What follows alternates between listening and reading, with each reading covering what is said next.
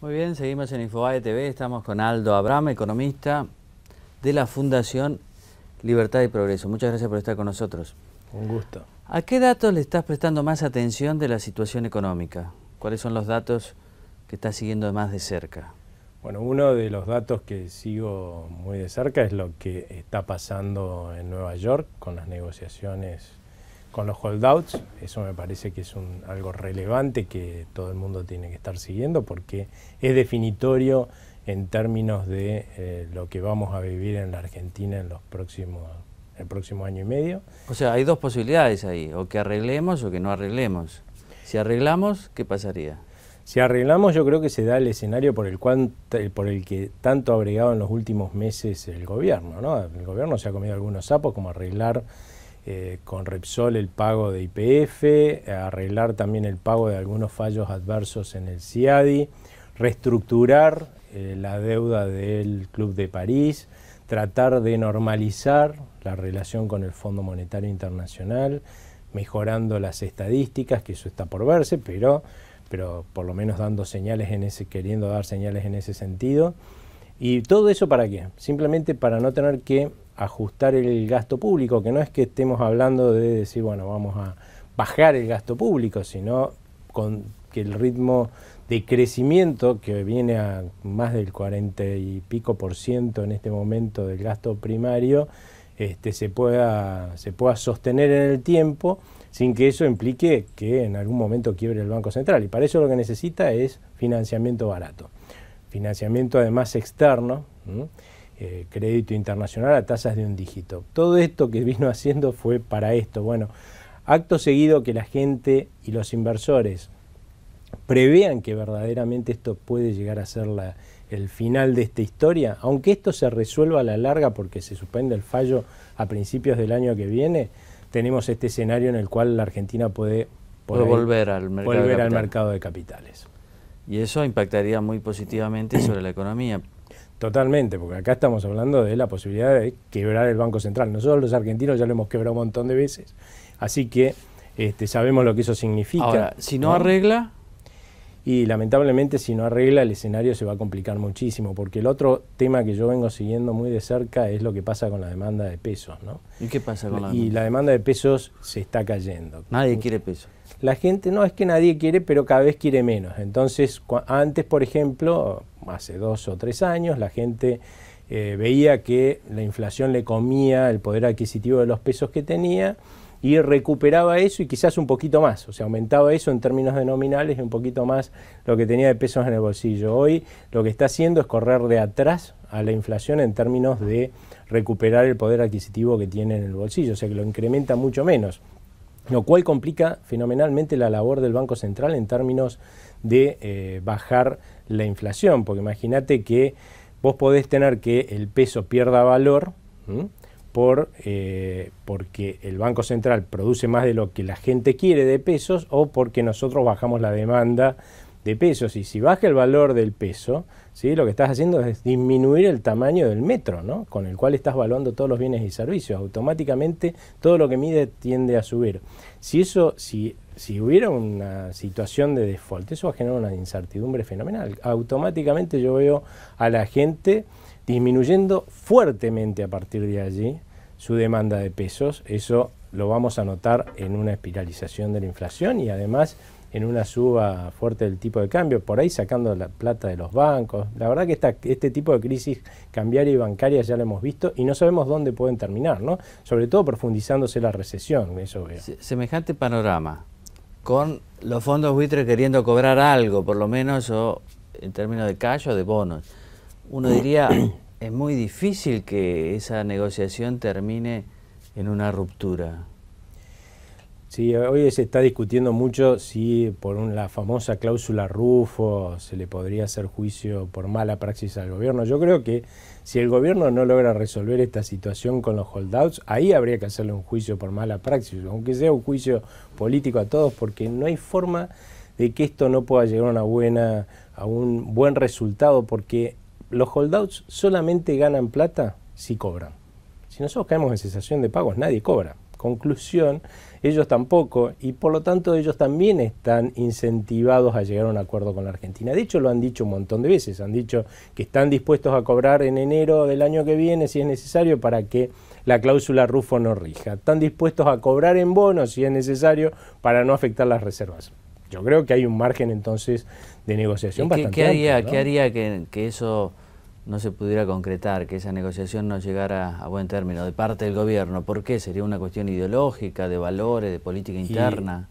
De lógica no tendría nada, o sea que tendríamos que buscar una razón ideológica, sin lugar a dudas, para que el gobierno patee el tablero cuando tiene claro que se arriesga a vivir una crisis cambiaria y bancaria de una magnitud importante, ¿no? Y lo cual ya sabemos cómo afecta a los gobiernos también.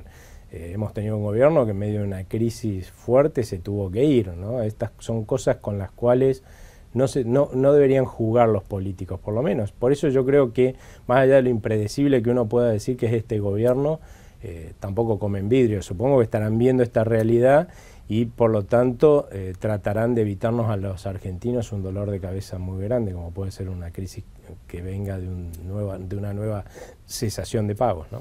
Parece ser la semana próxima, parece ser a partir del lunes bastante decisiva, porque ya no habrá acontecimientos políticos como la cumbre del BRICS, visita de Putin, visita del presidente chino.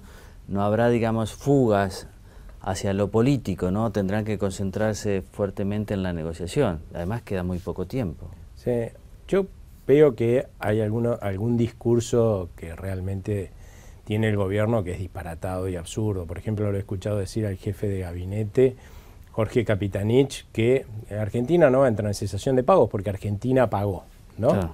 Y la verdad es que eso no es cierto, o sea, eso es, y me extraña de una persona formada como él que diga una barbaridad como esa, porque imagínate, te doy el siguiente ejemplo, ¿no? Suponete que alguien a quien yo le debo plata, ¿no?, me hace un juicio, y porque yo no cumplo el fallo del juez, a mí, ¿no?, y mi empresa, le hace un juicio a mi empresa, me embarga las cuentas, ¿no?, y mis proveedores entonces no pueden cobrar.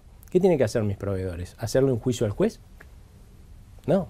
¿No? Porque en realidad el que está incumpliendo un fallo y por eso me embargan las cuentas soy yo. Bueno, lo mismo pasa con un país. El que está incumpliendo el fallo es el gobierno argentino, no la justicia de Estados Unidos ni el gobierno de Estados Unidos como quieren hacer creer los del gobierno. Por lo tanto, por eso se embargan las cuentas, ¿no es cierto? Y por eso no se cumple con el pago, porque si hubiéramos cumplido con el fallo, al otro día sale la plata que era para los bonistas del canje y se pagan. Bueno, por un lado tenemos este tipo de discurso que es bastante absurdo, pero también debo reconocer que con ese discurso ellos se vuelven más impredecibles para la otra parte. Y es lo que motivó una negociación. Presión hacia los fondos buitres para que arreglen. Totalmente. Con lo cual, si realmente es una herramienta de negociación, yo creo que es muy probable que veamos un acuerdo, ¿no?, en las próximas semanas, aunque sea para suspender el fallo a partir de que el gobierno ponga una garantía suficiente y bueno, y seguir la negociación. Además, como vos decís, que puede dar lugar a una crisis impredecible, también con consecuencias políticas, como vimos en gobiernos anteriores que se han tenido que ir. Eso también es un aliciente para el gobierno para acordar al fin. Exactamente. Sí, hay mucha gente que trata de hacer supuestos e hipótesis de, sí, bueno, pero igual ellos como ven que las cosas se complican, se quieren ir antes. La verdad es que yo creo que el kirchnerismo es algo ideológicamente muy fuerte, ¿no? Y que no sé si la Presidente querrá volver a la Bachelet, como dicen algunos. Lo que sí pretenden en el kirchnerismo es que su modelo se perpetúe en el tiempo, con lo cual dudo que tengan alguna chance, y ellos lo saben, de que esto suceda si entramos en una crisis terminal como la que nos determinaría una cesación de pago, ¿no? Pero vos hablabas del déficit fiscal, del aumento del gasto público, déficit fiscal primario, del aumento del gasto público que ronda el 40%. Eso, de algún modo, en algún momento van a tener que disminuir ese crecimiento del gasto. O lo vamos a pagar con mayor devaluación, algunos sustos como los que tuvimos a principios de año. Es muy probable, lamentablemente a principios de este año nosotros tuvimos un aumento del tipo de cambio oficial fuerte. No lo llamo devaluación porque en realidad el peso ya estaba devaluado. Lo que pasa es que con el cepo lo que el gobierno trata de evitar es que el peso, esa devaluación del peso, se refleje en el valor del dólar. O sea, lo único que hicieron es reconocer parcialmente encima todo lo que ya se había devaluado el peso en el pasado. El Banco Central a partir de allí tomó la determinación bastante sabia, a mi juicio, de decir, bueno, yo si llego a seguir financiando todo lo que me demanda el gobierno para seguir con este exceso de gasto, con emisión, la inflación se espiraliza y no la bajamos ni a los sondazos, ¿no?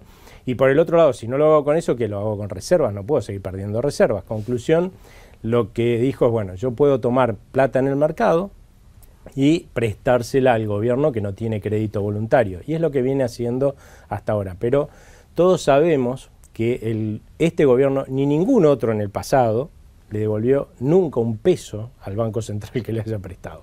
Conclusión, lo que también sabemos entonces es que lo que uno está haciendo es postergar emisión en el tiempo, pero postergarla con intereses encima, porque esto paga intereses y altos, 26, 27, 28%.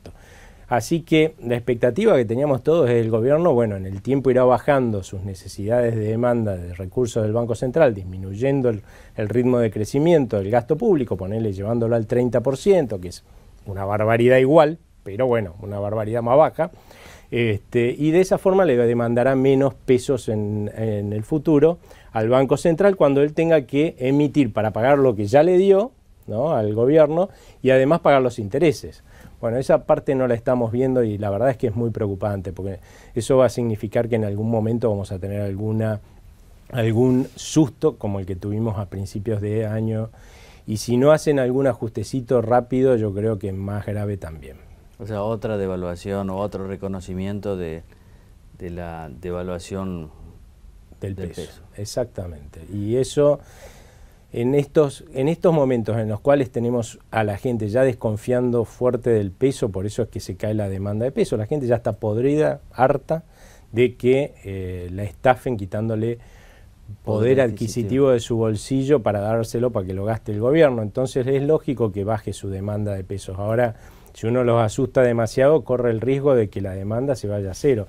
Y eso, ojo, porque ya lo hemos vivido en la Argentina. Cuando la demanda del peso se derrumba, porque la gente dice esto no sirve para nada, este peso no sirve para nada, ¿cuánto vale algo que no sirve para nada? Cero, ¿no es cierto? Sí. Ahora, imagínate un metro que tiende a cero. Cuando vos midas todo lo que hay alrededor de nuestro, va a tender a infinito. Eso se llama hiperinflación en economía. Y ya lo hemos vivido varias veces, ¿eh? No lo repitamos, por favor. Muy bien. Muchas gracias por haber estado con nosotros. Aldo Abraham, Fundación Libertad y Progreso.